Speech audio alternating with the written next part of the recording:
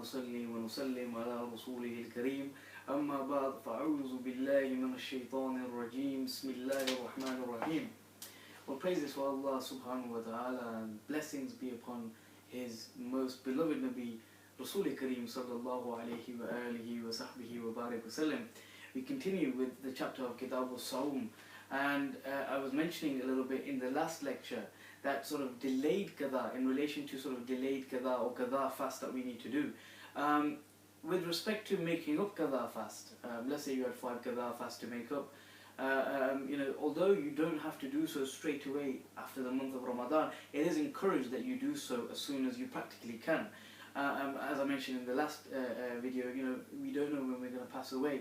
So, and we will be judged for these things. If we had those relevant days in our life where we were fit, healthy and well, and we could perform them but we didn't, we will be judged when we pass away as to why we didn't fulfill those fasts.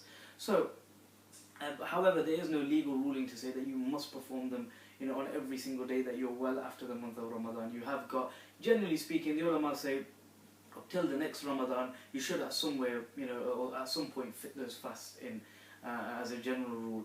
Okay, but what do we do if, let's say, I had 5 fasts to make up, I was extremely busy that year, let's say I didn't make those 5 fasts up, and then the next Ramadan comes. Do I make up the delayed fasts first, or do I continue with that month of Ramadan? The answer is you continue with that month of Ramadan because the blessings have started again. There's no time to be doing qadha. You should be keeping the fard fast of that year first, even though these qadha are fard as well upon you because they are obligatory fast that you are making up.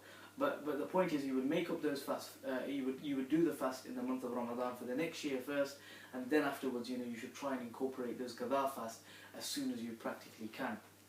Now, I wanted to talk about the idea of women who are nursing their children, who are pregnant, or they're breastfeeding. Now, in the Sharia law of the Hanafi school of fiqh, it is said that if where a pregnant woman or a breastfeeding woman fears or she's apprehensive for the health of her child as a result of not eating for long hours, and she feels that there may potentially be harm or be detrimental for her child, that it is permissible for her not to fast during this time whilst she's breastfeeding or while she's pregnant. It is permissible for her not to fast. Okay, she would need to do qada at a later date. Okay, but no fidya would be required from her. Fidya, remember, as we said in one of the earlier lectures, is the payment for one destitute person to eat one meal, okay, and that's where you have a shari uzr. But in this case, they wouldn't be expected to do that. They would only be expected to give or to make qadha of those missed fast. All right. The elderly and frail, okay. This is common commonly misunderstood. Where you have got somebody who's a decrepit old person, and their health doesn't allow them to fast, or their doctors tell them they're not able to fast, then it is better that that they don't fast, because if it is detrimental to their health and it's going to make them more unwell or exacerbate their illness or weakness or whatever it is their sort of disposition is at the time, then it's better that they don't fast. And for them, there is a provision in the law in that they pay fidya, okay? And as I've just previously mentioned, fidya, it's around about, according to Sharia law, it's actually 1 sa'a of wheat, or half a sa'a of wheat, or 1 sa'a of dates, barley, rice, things like this. I say this is the common cheeseburger meal notion, okay? So it's around about £253 for each fast that you missed. It works out around about £90 a year if the person's not able to fast for all those 30 days. So 3 times 30 works out around about £90. This is fidya, this is what you must give if you're not able to fast. This is the same for the people who have got a shari uzr. For example, they are diabetics or they're not able to fast due to one medical reason or another. Okay, so this is the fidya they would need to give. Now, a lot of people ask the question, what if they still want to fast? You do get elderly folk, they've got a lot of love for fasting and Allah Kareem, and they do want to fast, even though sometimes they are, it is difficult for them. Well, I say that there's 2 things. There's taqwa and there's fatwa.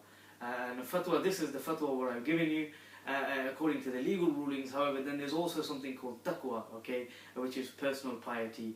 And sometimes, as a result of their own decision and their own discretion, they might still want to fast. Okay, it is sort of advisory, the notes that I've sort of just presented before you. However, in any event, if they do want to fast, it wouldn't be sinful in that respect. Okay, so this is something which is taqwa, or personal piety to the Sawm and the faster. Okay, so another sort of thing that I wanted to speak to you about was with respect to passing away, alright, whilst outstanding qada. Now the prudent Muslim, now this is in the law, that a prudent Muslim would do this. If that person, let's say, had 100 fasts to make up, okay, or 100 qada, whatever it was that they had to make up, outstanding qada, the prudent Muslim, when he writes his wasiha, when he writes his will, or she writes her will, what they would stipulate in there, for each missed fast, payment of fidya, okay, to one destitute person for each missed fast, alright, and they would, the wali, the executor who you appoint to sort of distribute the contents of your will, or sort your will after you pass away, you would instruct him or her, you would say, I missed this many fasts, so for each fast I would like to pay fidya of £2, £50 to £3, whatever the going rate is at the time, so Allah may pardon me for these qada fasts which I owed, in His way. So this is something prudent, and when you are drafting wills, and wills are a very important thing. May I say, just a side point, for those people who don't have family, siblings, or other uncles, aunts, cousins, things like this, ultimately the money from your will, or the inheritance from your will, will ultimately go to the crown. Okay, so rather than it happening in that manner, do stipulate wills. And do sort of, even if you leave it to a Muslim charity, this is, we have this problem a lot, a lot of Muslims are aware of this, and commonly what you'll find is people who didn't have anyone around them, the money will be taken by the government. So it's better, we'd rather it goes to sources where it's needed with respect to, charities and things like this. So just a ad hoc point that I made sort of in passing, just something for you to be aware of and look into, inshallah, Aziz. Okay. With respect to voluntary fasts, there's one thing I wanted to tell you. So basically, whoever begins a voluntary fast and then violates it, okay, this would be outside the month of Ramadan, okay, they should make that fast up by way of qada. There's no kafara for voluntary fast, okay. So if you kept your fast on Monday, in accordance with the Sunnah of the Prophet, or Thursday in accordance with the Sunnah of the Prophet, and you violated that fast due to one reason or another, you wouldn't actually be required to do kafara or pay kafara or do kafara for that fast. You would only be required to make that out by way of qada. Kafara only applies to those fasts which are kept in the month of Ramadan. Okay. Before we conclude, I will sort of present an understanding to you with respect to ahliyati al-wujub. Now, ahliyati al-wujub is a legal capacity, alright, possessing legal capacity to fasting, alright. And I present two different scenarios to you. One is of the minor who attains majority or goes through puberty in this sense, okay, not majority with respect to English law, but majority with respect to Islamic law. She goes, or he goes through puberty and then possesses the ahliyati al-wujub, alright, they would possess the legal capacity then to fast, alright. Let's say this is in the month of Ramadan, when the 15th of month of Ramadan, we've got two people. The first person is a child who's gone through puberty and now possesses the legal capacity to fast. It's become binding upon them.